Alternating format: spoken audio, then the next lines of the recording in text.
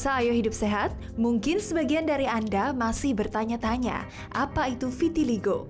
Vitiligo merupakan kondisi hilangnya pigmentasi warna pada kulit. Hilangnya warna kulit sering terjadi pada bagian punggung tangan, wajah, dan juga ketiak.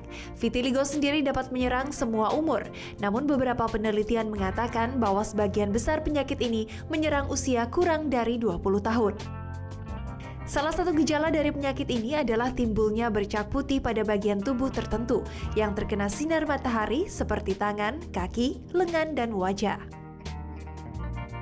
Orang yang menderita vitiligo sering kali dikucilkan dalam masyarakat. Hal ini dikarenakan merasa takut dan tertular akan penyakit tersebut. Lalu apakah vitiligo ini merupakan penyakit menular? Untuk lebih jelasnya, mari kita simak penjelasan dokter di studio.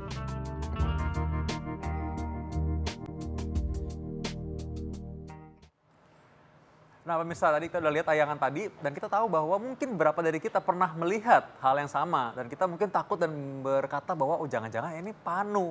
Padahal sebenarnya tentunya bukan, karena kita takut jadi akhirnya takut bersalaman, takut berpelukan, takut berinteraksi sama orang-orang yang punya bercak-bercak putih seperti itu. Nah sebenarnya apakah perlu kita menghindari orang seperti itu sampai sejauh itu? Mungkin kita pernah lihat juga ya? Iya pernah, karena kan juga ada beberapa model luar yang udah top model banget.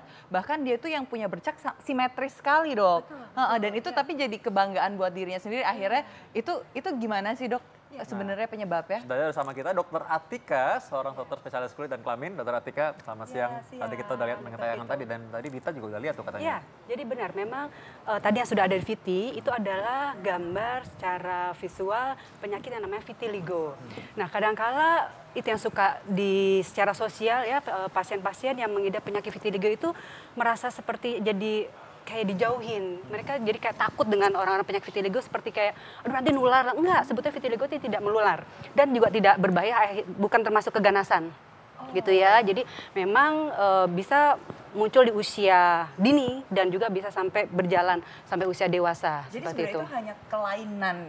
Ya, jadi kelainan di sel melanosit. Jadi itu sel melanosit adalah sel yang penghasil pigmen. Jadi dia selnya itu rusak. Jadi dia nggak bisa menghasilkan lagi si sel pigmen. Akhirnya itu muncullah si bercak putih itu. Gitu. Jadi seperti albino, tapi nggak seluruhnya albino ya, gitu. Kalau albino itu adalah mutasi gen. Jadi gennya itu ada perubahan atau kerusakan. Nah, kalau ini beda lagi kerusakannya di selnya. Nah, penyebabnya memang complicated ya, banyak sekali untuk vitiligo. Nah, salah satunya autoimun. Jadi imunnya diri sendiri itu menyerang sel-sel sehat. Seperti itu. Jadi salah satu sel yang melanosit tadi ya, penghasil pigmen. Seperti itu. Nah, ya. Ini kita langsung masuk ke fakta mitos ya dok. Oke.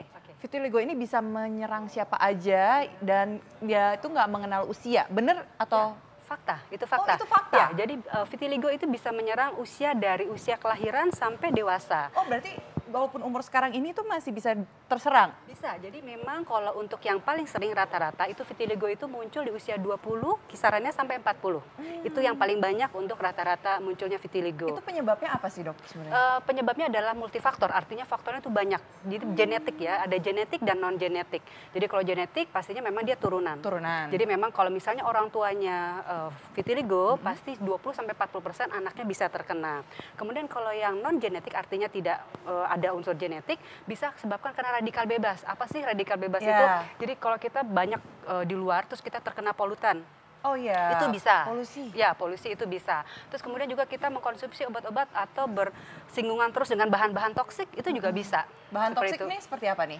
Bahan toksik misalnya contohnya ya, kalau misalnya kita cat rambut misalnya ya, itu kan bahannya itu kan selalu misalnya yang suka di salon memang pengecat rambut, dia selalu berhubungan kan dengan yang cat-cat rambut itu kalau memang sering sekali dan misalnya tidak menggunakan handscoon bisa loh sebagai pemicu ya untuk yang non genetik ya. Oh jadi harus lebih hati-hati juga ya dok ya? Benar sekali gitu. Oke, nah, kalau misalnya dok ya, kalau ngomong-ngomong penyakit vitiligo ini sebenarnya itu kalau untuk yang apa ya, apalagi selain yang harus dihindari gitu penyebabnya? Yang jelas gini, kalau vitiligo itu memang selain tadi yang genetik dan non-genetik ya, dia harus memperhatikan faktor pencetus. Faktor pencetusnya tuh apa aja sih? Dia bisa salah satu adalah faktor sinar matahari. Karena di vitiligo itu mempunyai namanya fenomena Kupner. Artinya apa tuh fenomena Kupner? Jadi kalau dia terkena trauma, terkena gesekan, atau kena paparan yang terus berulang, itu bisa memicu munculnya vitiligo. Apalagi yang sudah ada faktor genetik, itu akan lebih mudah sekali Kalau munculnya. misalnya kita sering yang, ada kan kalau misalnya kita lihat ke pantai ini ada orang-orang yang sering berjemur, itu juga memicu, Dok? Kalau berjemur kalau yang berjemur dia kan hanya misalnya vacation aja. Tapi kalau memang dia pekerjaannya di bawah matahari, seperti mau contoh petani, nelayan, itu bisa kansnya itu besar. bisa. Atau memang misalnya bekerja sebagai di tambang batu bara misalnya, ya itu kan toksik sekali kan untuk batu baranya, itu bisa memicu. Nah, sebenarnya kalau misalnya kita bisa bedain nih, tadi kan katanya vitiligo ini kayak penyakit panu. Apa sih yang bisa beda ini? Contoh bercaknya seperti apa? Ya, berbeda sekali sebetulnya. Jadi kalau bercak yang namanya vitiligo itu putihnya kayak putih susu atau kapur. Putih banget dan sangat-sangat Kayak jelas. luka bakar gitu, Dok? Menyerupai, cuman dia benar-benar kalau luka bakar kan semakin kesini tuh nanti ada titik-titik hitam, udah mulai ada pigmennya lagi ya. Cuman kalau yang namanya vitiligo dia tetap aja putih bakar, bisa melebar dan tambah banyak.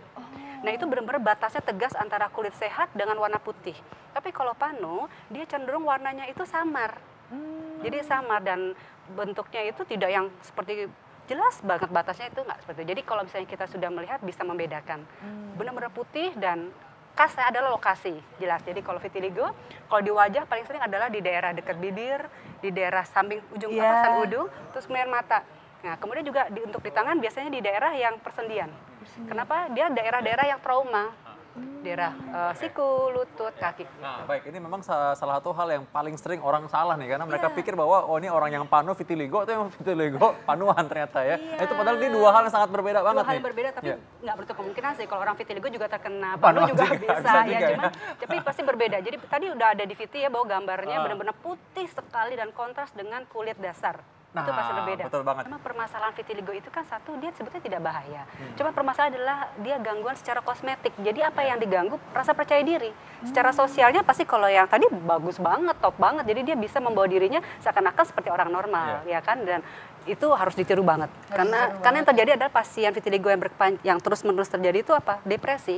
Karena depresi merasa tidak pede kan dengan kondisi kulitnya seperti itu. Nah, Dok, kalau misalnya ngomong-ngomong nih, karena kan di dunia sosmed sekarang tuh banyak banget yang menjual krim tuh banyak banget. Nah, pemakaian krim ini ya, Dok ya, kalau yang secara kita acak, kita nggak tahu nih krimnya apa, itu tuh juga dapat menyebabkan pemicunya penyakit vitiligo ini. Itu fakta atau mitos, Dok? Itu fakta. Kenapa tadi saya sebutkan kan bahan-bahan yang sifatnya toksik dan memang bukan seharusnya untuk kulit, itu akan memicu munculnya vitiligo. Karena nanti ada namanya stres oksidatif, jadi itu patogenesis salah satu dari vitiligo, itu menyebabkan nanti kerusakan dari si sel melanosit itu tadi. Itu pemicu, karena kalau pakai krim nggak mungkin sehari 2 hari. Pasti akan terus, dan karena nggak tahu isinya, oh bagus putih, padahal sebetulnya kandungannya tidak untuk kulit misalnya. Campur-campur Gitu. malah kadang-kadang. Karena sok tahu kan, jadi oh ini serem campur banget ini biar makin putih. Zaman sekarang kebalik kok, yang putih pengen jemur, yang lebih gelap pengennya Benar, putih. benar, benar, Dok, benar, Malah benar. berbahaya jadinya ya. Iya, Sebenarnya harusnya percaya diri aja. Percaya Kalau diri memang aja. ternyata memang perlu untuk misalkan merawat tubuh, merawat kulit, sebaiknya memang dengan dosis dan bahan yang sesuai. Benar sekali, Dok. Jadi langsung aja ke dokter ya, ke dokter kulit. Iya. Jadi lebih jelas Iya, ya, Dok. jadi memang kalau vitiligo itu terapinya disesuaikan dengan jumlah dari vitiligonya. Jadi kalau memang misalnya jumlahnya sedikit, biasanya ada krim khusus. Tapi nanti kalau semakin banyak, nanti ada namanya fototerapi. Jadi disinar. Jadi obatnya juga sebetulnya sinar juga, sinar menyerupai matahari UVB ya. Tapi sinar yang dosisnya terpantau dan berapa lamanya juga terpantau begitu. Dan kalau penyakit vitiligo ini itu bisa disembuhkan atau tidak, Dok? Ya, jadi ini sebetulnya vitiligo ini adalah sifatnya progresif. Kalau dia luasnya kurang dari 20% dari seluruh tubuh, biasanya ada perbaikan dalam terapi. Ya, jadi memang yang putih-putih itu bisa muncul lagi pigmennya. Terapi pigmen gitu. Iya, tapi biasanya kalau lebih dari 50% memang agak sulit kan ya. Jadi biasanya akhirnya ada terapi khusus malah semua diputihkan. Dan seperti misalnya itu. kalau untuk orang yang terserang penyakit vitiligo ini, sebenarnya apa sih kayak tanda-tandanya gitu? Apakah dia merasa panas? Kadang kan ada kalau misalnya sakit kulit merasa gatel. Nah, terus penyakit kulit itu terasa panas gitu. Itu sebenarnya apa jadi nih, kalau Dok? vitiligo secara rasa yang dirasakan pasien itu nggak ada, cuman dirasakan nggak, kok tiba-tiba ada bercak putih. Awalnya mungkin merasa itu kok aku panuan ya, tapi semakin lama semakin jelas, akhirnya kan browsing biasanya. Nah, dan kemudian kalau kadang ada yang terasa gatal, tapi mayoritas sih nggak merasakan apa-apa, cuma mayoritas merasakan nggak pede. Nggak pede dengan keluhannya itu karena biasanya di daerah yang terpapar matahari, yang terbuka. Dan kadang-kadang Seperti juga ada gangguan pada mata juga kadang-kadang ya. Bisa, Dia nggak tahan bisa. silau karena ada Iya. peradangan pada selaput mata juga. Betul, sebenarnya pada jadi dia orang yang sifatnya vitiligo ini. fotosensitif ya. Karena dia kan autoimun, jadi sebenarnya Betul. kekebalan tubuh kan di seluruh tubuh ada. Iya, Jadi akhirnya itu betul, bisa betul. ada di tempat lain selain kulit Iya, sebenarnya ya, jadi memang Oke, selain iya. kulit, mukosa dan mata, gitu ya. Baik, baik. Terima kasih Dokter Atika tadi Oke, sudah memberikan sama-sama. wawasan yang mengenai vitiligo. Jadi sekarang jangan lupa ya bahwa vitiligo dan panu itu hal yang berbeda. Jangan minder, dan juga bagi orang lain di sekelilingnya tolong juga jangan bantu Iya, jangan juga jangan terlalu menjauhi ya. jauh. Betul, Sebenarnya nggak betul. apa-apa ini ya, tenang Iya. saja. Oke, saat lagi kita masih punya tetap informasi, jangan kemana-mana, tetap dalam acara Ayah Hidup Sehat.